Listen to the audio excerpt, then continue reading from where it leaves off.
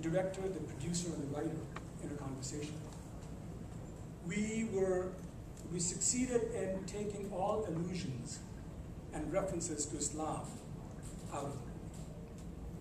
But it came out of a conversation. It came out in engaging with the other person. I did an episode of Grey's Anatomy last year. The character came from this war-ravaged country who had seen his family die right in front of his eyes, who had gone through all of this and now was dealing with a spinal tumor which could be fatal. Now, the character wasn't written for any particular ethnicity. The person could have been Asian, Caucasian, African, whatever. I got the role, and that to me in itself was great, because it was not based on ethnicity. It was based on merit of performance than anything else.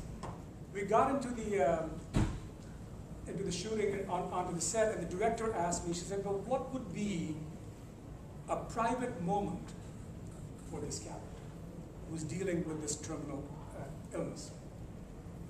And that gave me this moment to personalize the character a little bit, give it a little bit of who I am, and make that part of the character.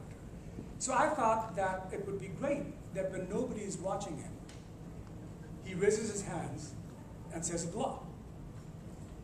And it's a silent moment in the episode, but what that did, that dua, that raising of the hands, gave the character a context. It gave it a Muslim context. It didn't matter where he came from then. People knew who this guy was. And by doing so, I was able to bring around a generic character and make it specific to us. Now, this is not an agenda that I have to make all characters into that. It is just a part of me that wants to make sure that we are not generalized, we're not stereotyped, and whenever I have a moment, I can make it into something more than what they're asking for. I think we can watch a couple of the scenes from that, if we have the sound, or if we don't, I don't know. It'll be the same as... All right, well, we can try it. I'm going to stop it if it's too embarrassing.